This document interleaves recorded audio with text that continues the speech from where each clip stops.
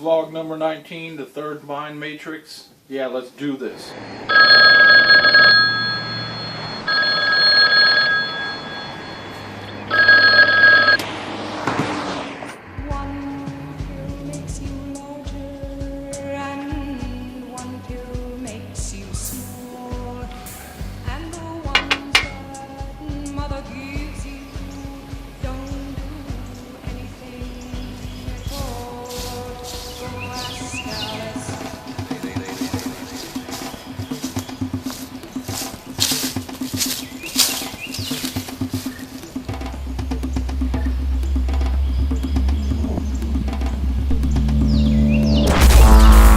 I'm out.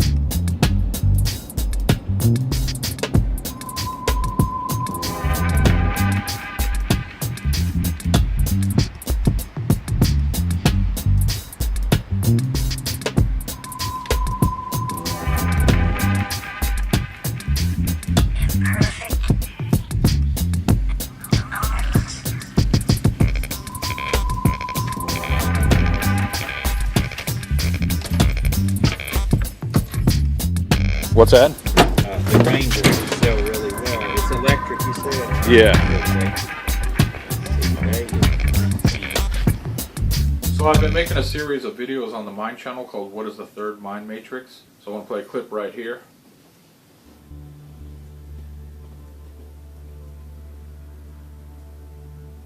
What is the Matrix control system? We see a portion of it in the areas of government, military, medicine, finance, media, education, academia, and religion. These institutions engineer our belief systems and way of life. Their hidden architects may include secret societies, elite bloodlines, corporate syndicates, international bankers, government think tanks, and black ops military networks. Some call this the shadow government, the Illuminati, or the New World Order. This social political machinery is what many consider to be the Matrix. But in reality, these things comprise only the outer aspect of the Matrix, the part easiest to see, study, and believe in. They are only the branches, whereas the roots extend deep into the occult, alien, and hyperdimensional realms. To transcend the Matrix, we must understand the parts of the control system that originate beyond the political level of the conspiracy, for they are the avenues through which an immense effort of spiritual warfare is being waged against us. These deeper components include, first, the central brain of the Matrix control system, known by the ancients as the Demiurge. The Demiurge is said to be the soul of the universe. It is the all-pervading energy field that projects matter, energy, space, and time at the quantum level. The Demiurge is a non-physical artificial intelligence that in its original and rightful form fashioned physicality according to the divine will. Except it has since broken away from the divine framework and become a parasite upon its own corner of creation, which is the universe we now find ourselves in.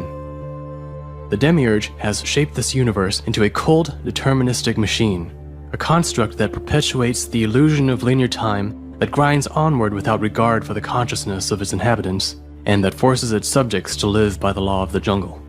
These spiritually suffocating conditions are what allow the Matrix control system to exist. They lead to a mode of living that favors serving self at the expense of others.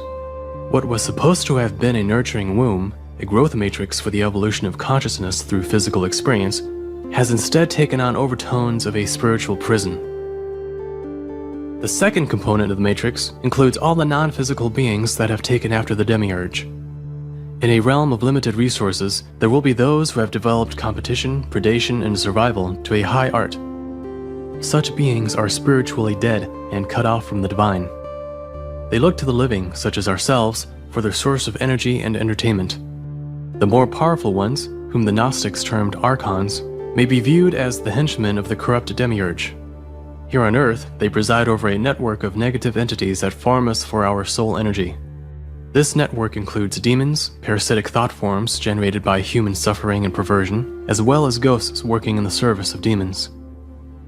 They are all non-physical predators that roam around and instigate human suffering at every opportunity, mainly to feed off the soul energy released. They are energy feeders, mind manipulators, and tormentors that play us like fiddles if we are not aware. They can orchestrate misleading synchronicities, create accidents and freak illnesses, insert foreign thoughts and emotions into us during lowered states of consciousness, and they can induce schizoid symptoms in the vulnerable.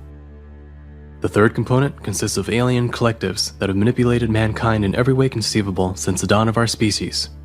They have shaped our genetics, history, beliefs, and want full control of our planetary destiny. Unlike demons, aliens are physical or quasi-physical beings who possess superior intelligence, psychic abilities, and technology. Within certain limits, their technology allows them to alter matter, energy, space, and time through the use of demiurgic energies. That is why aliens are architects of the Matrix control system. The fourth component is our own biology, which is largely a product of alien genetic engineering over the eons. Our bodies have been designed so that our perception is limited to only the 5 physical senses, and so that our drives are primarily those of the body and ego. It takes nothing to perceive the physical world, and yet it takes everything to reach up and connect with the spiritual world. By default, the odds are already stacked in the control system's favor. We perceive just enough to graze around the cattle farm, but not so much that we easily find a way out. The fifth component consists of empty or programmed humans through whom aliens, demons, and thought forms can work. People who are not in conscious control of themselves are open to control by something else, whether momentarily or permanently. Almost everyone is susceptible to being momentarily influenced when not paying attention. This includes friends, family, neighbors, coworkers, politicians, authors, or celebrities. The ones who are completely empty or deeply programmed are permanent agents of the Matrix. They function as hired clappers for the control system, or as walking mouthpieces for the alien agenda, or they simply act as background characters that prop up the status quo. Together, these components create a framework of control that exists everywhere around us and within us at all times. What is the Matrix? It is the totality of forces and mechanisms that aim to keep us spiritually asleep.